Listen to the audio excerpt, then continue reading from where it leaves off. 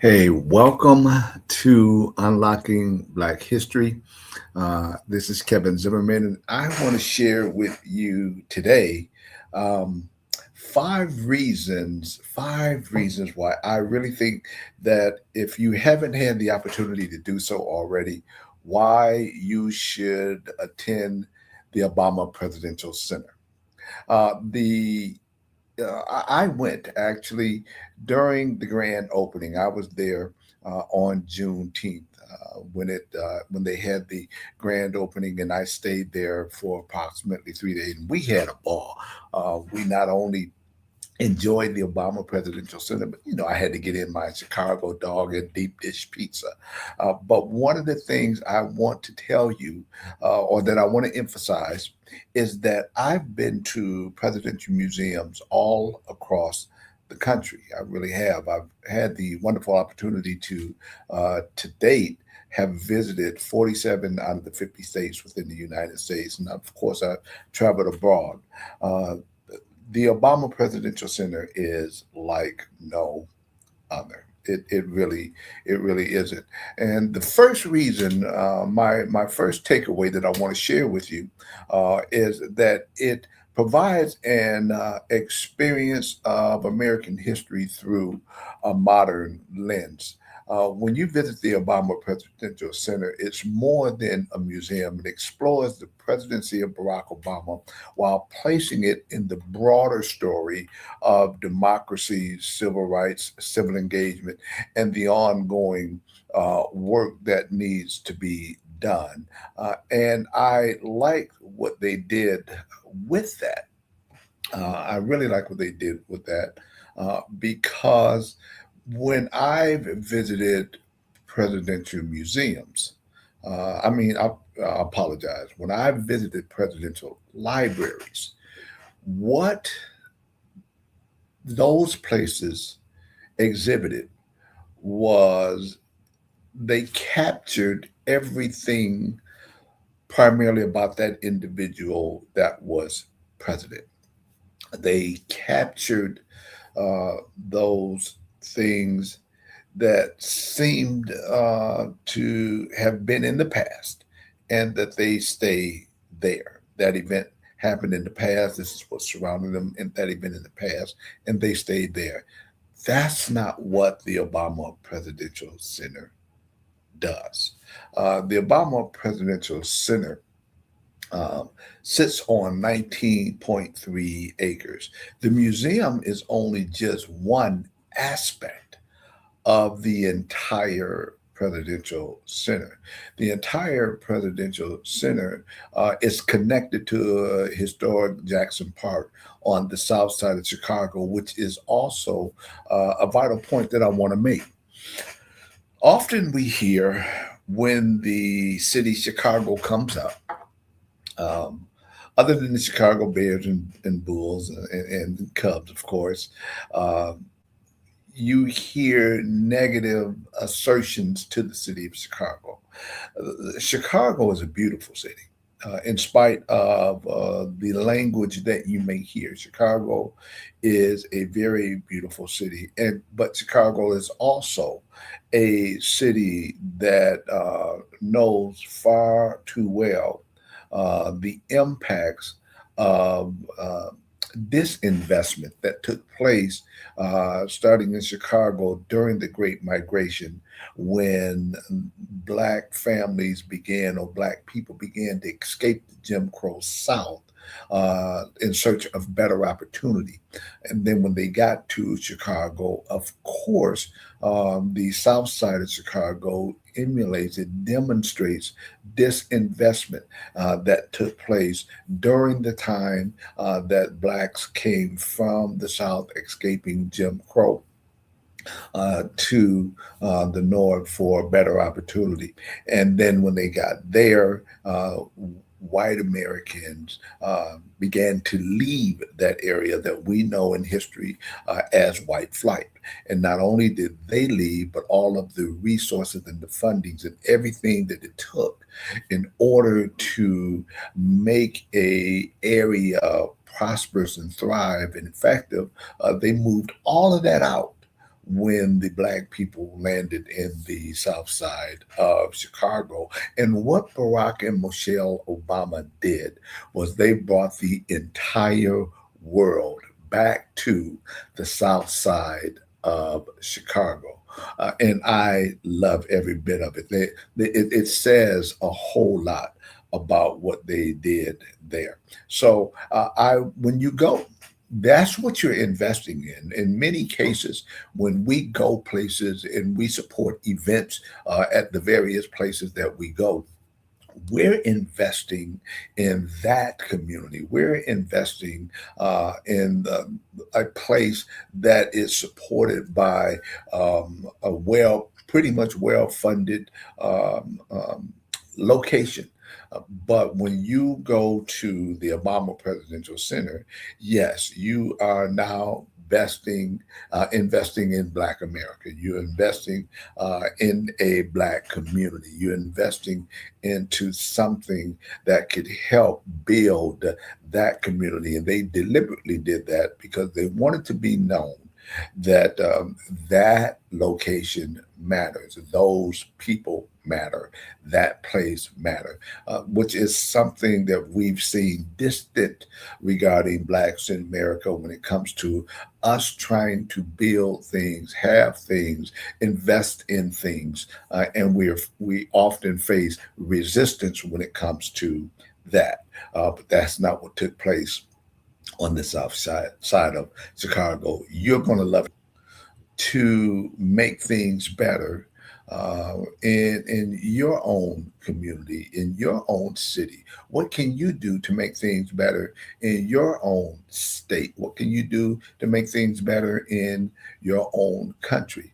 I specifically want to hit on that because often we think that when we think civic engagement and what can we do as individuals to make things better, sometimes we have the tendency to think of a lofty scale. We think on taking on public office and things of that nature, which I am not discouraging anyone to do that because we need it now, in my humble opinion, more than ever. I would love to see more Black people be involved in civic engagement. But the most basic thing that we can do, and if you haven't been paying attention, the most basic thing you can do is vote. But we cannot just solely focus on voting in a presidential election. We can't just focus on voting for who's going to be president and who's going to be vice president.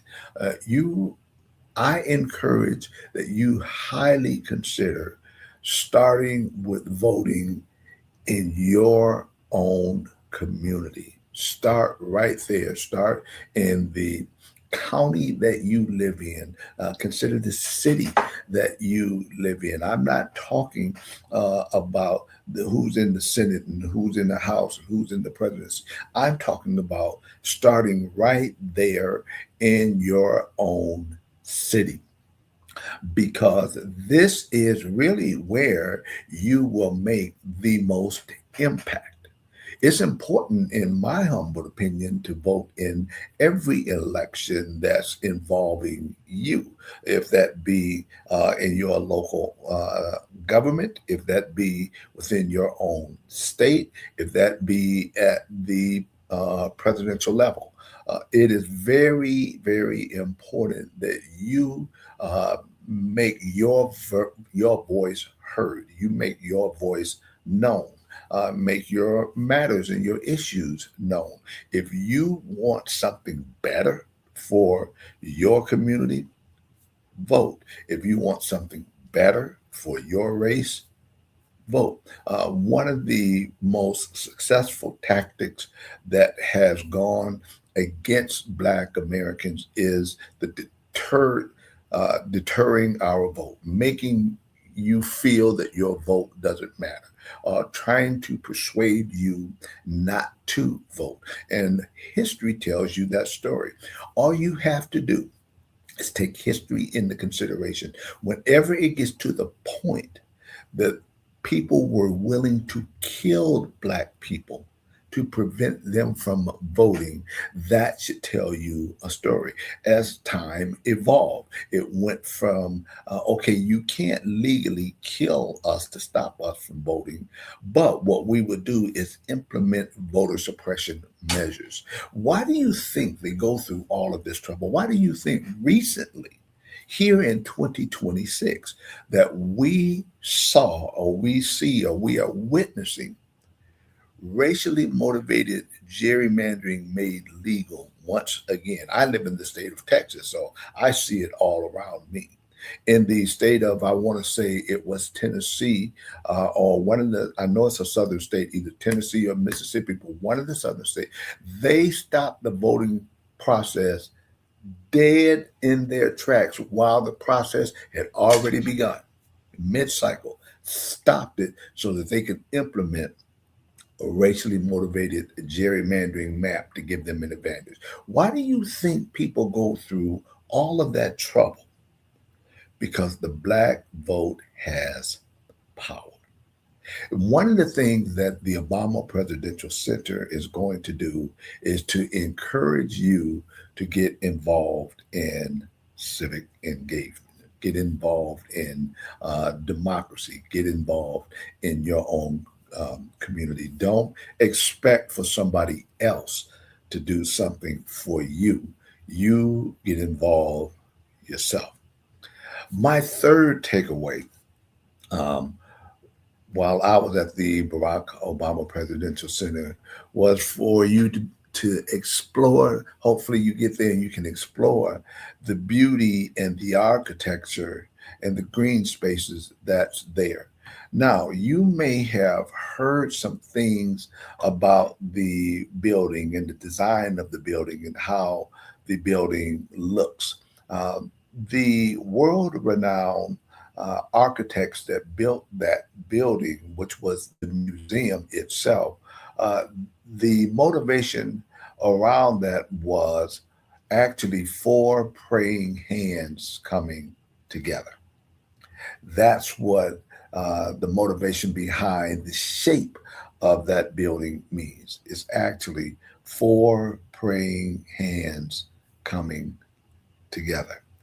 But again, the architecture is wonderful, but that's not the only aspect of the Obama Presidential Center.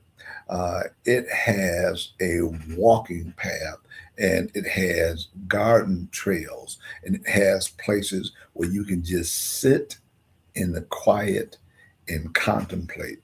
It has a gymnasium, it has a playground for your children. It has everything that you could possibly imagine what a presidential center should be. It exceeded the standard. There is nothing like what Barack and Michelle Obama built here. But while you're admiring the architecture and while you're admiring those things they made available to us, I'm going to insert here something that they emphasized. They did not build the Obama Presidential Center for them. They built the Obama Presidential Center for us. It has a meeting space inside where if you want to bring the community together and have meetings around civic engagement or the arts or whatever the case may be, it's available. Once again, basketball court, if you want to work out, it's available. It's available. What is it? Recording studio. It has a recording studio. It's available. So if you when you go, and I'm going to start using that language, when you go, you are going to be amazed. I'm at the place where I am practically telling anybody that I see, I could be at the grocery store and it doesn't matter to me. I will tell anybody that I see, or I'll ask the question, have you attended or had the opportunity to go to the Obama Presidential Center? And if the response is no, which it has been on many of occasions, but they do come back with plenty of excitement and say, no, I haven't been yet, but I'm planning on, I want to go. I just highly encourage to put this on your bucket list. We were fortunate. Not only did my beautiful wife Mari and I go, but we had family that flew in from the Boston, Massachusetts area. We had family that drove up from right outside of the Atlanta, Georgia area, and we got an Airbnb and we converged right there in Chicago for the very purpose of having the opportunity to make those memories together.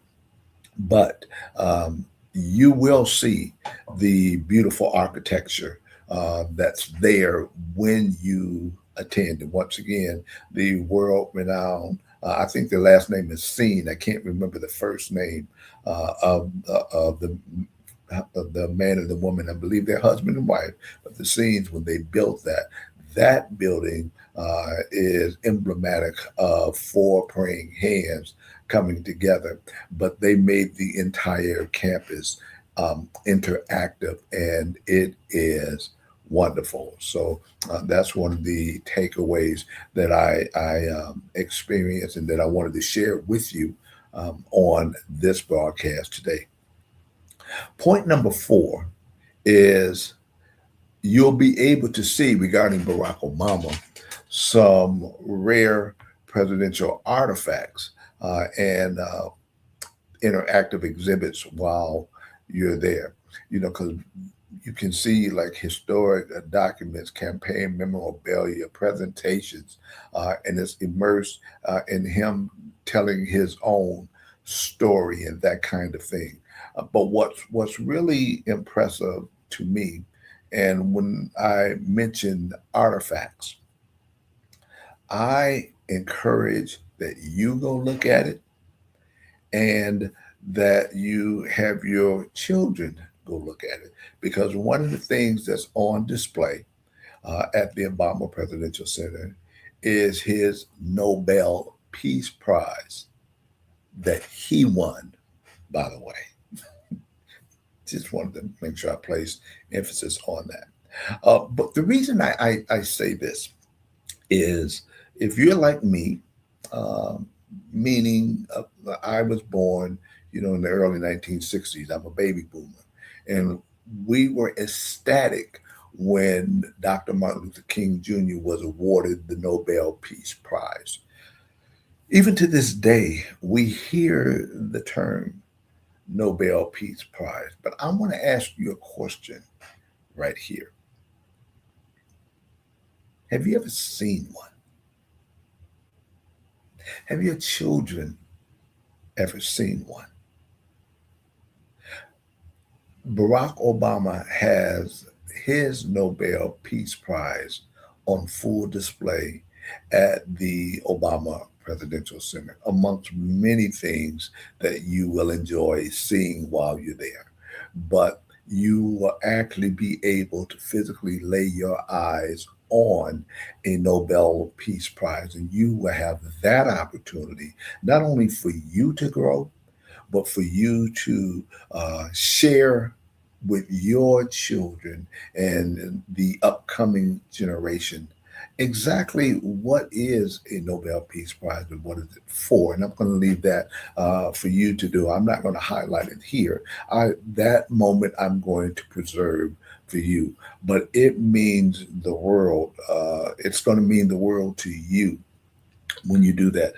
I emphasize that because I remember when I was there and I saw a family talking to, it looked like a maybe 10-year-old girl and maybe a 15-year-old boy, but the parents were pointing at the Nobel Peace Prize, and I overheard them explaining what the Nobel Peace Prize meant and the very notion that Barack Obama got it and the look on those children's faces and what I liked about what I witnessed the parents doing was it wasn't a lecture. It wasn't just the parents talking to the children were asking questions and the children were being interactive and the parents were able to communicate in a way to make it fun while they're standing in front of the Nobel Peace Prize at the Obama Presidential Center.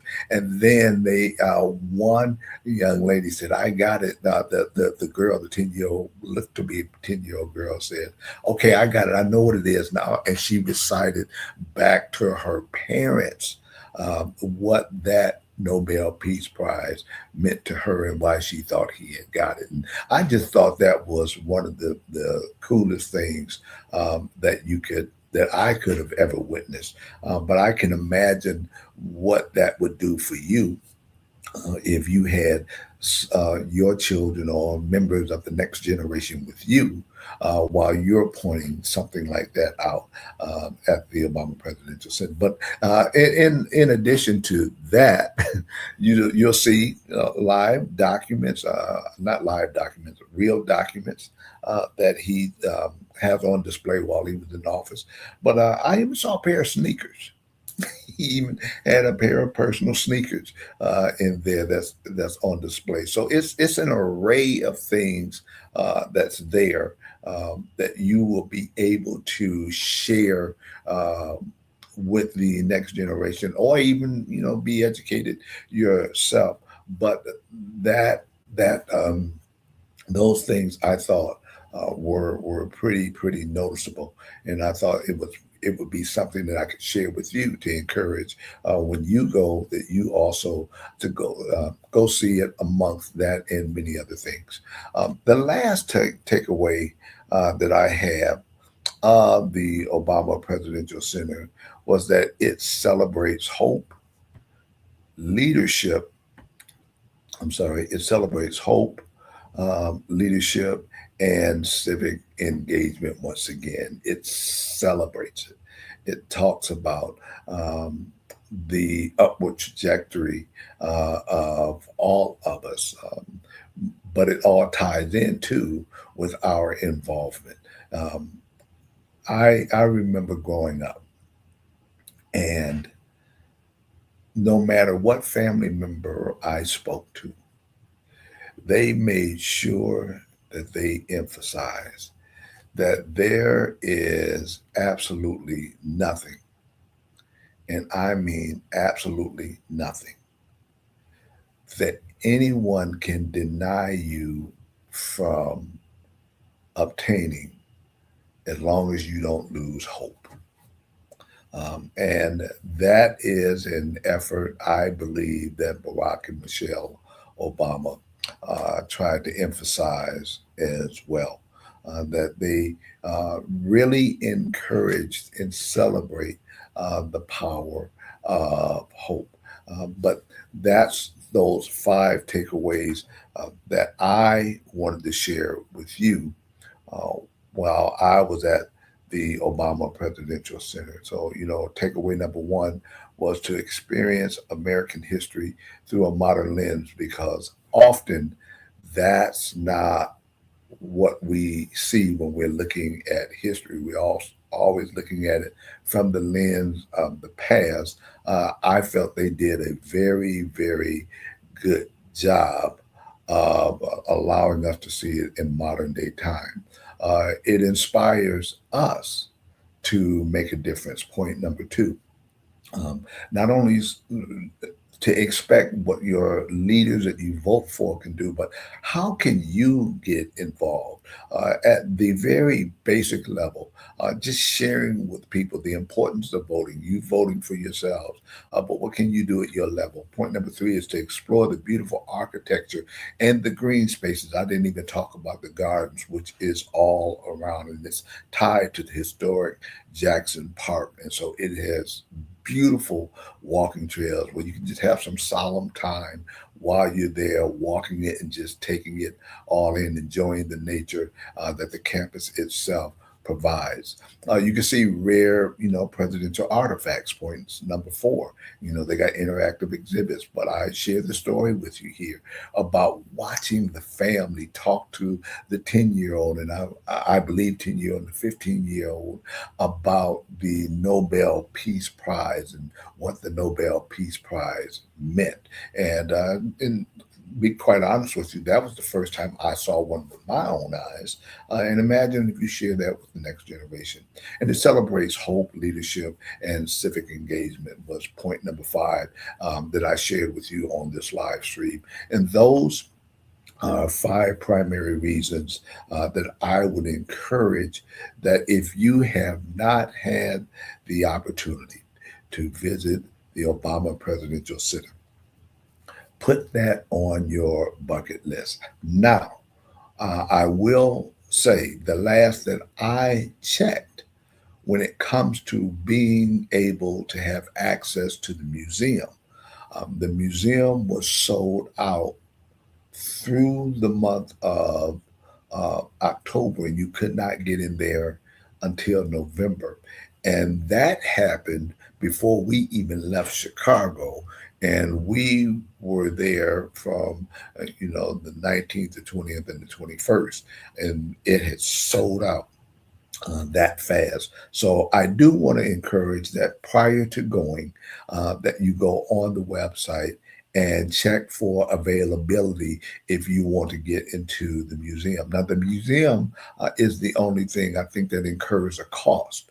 Um, Matter of fact, I'm positive the museum is the only thing that incurs a cost.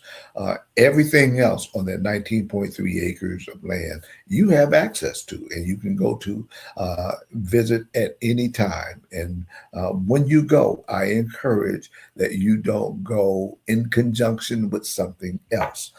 I encourage that if you're going to go to the Obama Presidential Center, make that your point of focus for the entire day. And if you get hungry while you're there, they even have a cafeteria on the inside. But it is just so much to see. We have to go back. I and my family have to go back. We didn't even get a chance to see it all. But of course, we went during the grand opening. And so that meant it was thousands. And when I tell you thousands, I mean thousands of people there. And people from all walks of life, every race, from all walks of life. And the thing that I emphasize here, the point I want to emphasize here, was at no time what did you hear a disparaging word about anybody at any time. It was pure elation and joy. We had a ball. So once again, if you get the opportunity, if you haven't done so, put it on your bucket list. Put it several months out if you have to. That's fine. But make it a point that you go visit the Obama Presidential Center, and definitely take your children and the next generation to go visit the Obama Presidential Center as well. Barack Obama exceeded expectations, and they set the bar high because, when it comes to Barack and Michelle Obama, there's nothing mediocre about them.